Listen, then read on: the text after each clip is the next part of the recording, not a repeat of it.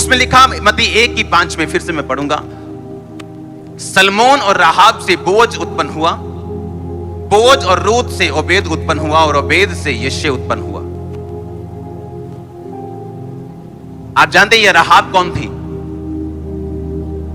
ये वेश्या थी।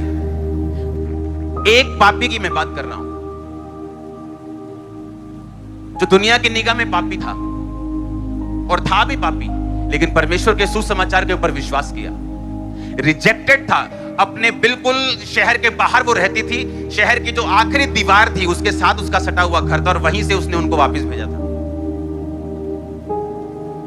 यानी ऐसे लोग जो रिजेक्टेड है अपने परिवार के द्वारा, समाज के द्वारा, सर्कमस्टेंसेस के द्वारा, ऐसे उनकी जिंदगी में घटनाएं हुई कि उनको पाप का रास्ता चुनना पड़ा, या एनी रीजन, कुछ किसी भी तरह से, लेकिन उसने परमेश्वर के सुसमाचार के ऊपर विश्वास किया,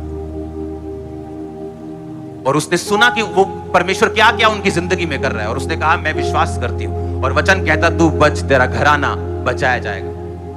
और आप देखो, परमेश्वर किसी का पक्षपात नहीं करता।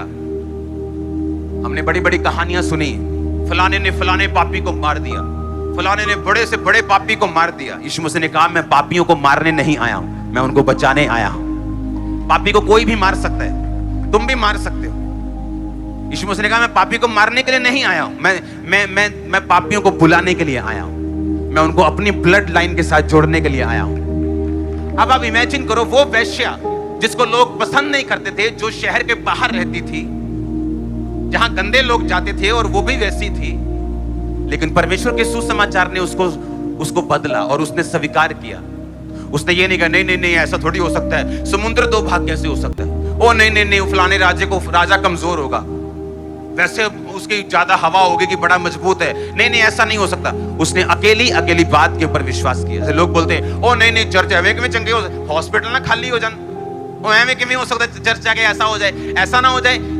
और दूसरे वो लोग हैं जो सुसमाचार को सुनते हैं और उस पर बिलीव करते हैं, खुद भी बचते हैं, घराना भी बचाते हैं। और आगे देखो, परमेश्वर की योजना खत्म नहीं हुई, उसकी प्लानिंग खत्म नहीं हुई। उसने आपको बताया कि मैं अगर तुझे बुलाता हूं, अगर तू पापी है, अगर तू सबसे गिरा हुआ पापी है, और अगर तूने मेरे सुसमाचार पे विश्वास किया, तो सिर्फ बचेगा ही नहीं, तो सिर्फ बचेगा ही नहीं। 1:5 उसने कहा मैं तुझे ओबेद से यिशै, 6 आयत निकाल के रखना। यिशै से कौन पैदा हुआ? दाऊद से यीशु मसीह पैदा हुए। मालूम है कि नहीं? परमेश्वर ने एक वेश्या को अपनी ब्लड लाइन में शामिल कर लिया, अपना रिश्तेदार बना लिया, उसे स्वीकार किया, उसे सिर्फ माफ नहीं किया, उसे सिर्फ साफ नहीं किया, बल्कि उसके माफ करके, उसको साफ करके, अपने ब्लड के साथ जोड़ के उसको ऊंचा भी किया, जो आपके साथ होने वाला यीशु मसीह के नाम।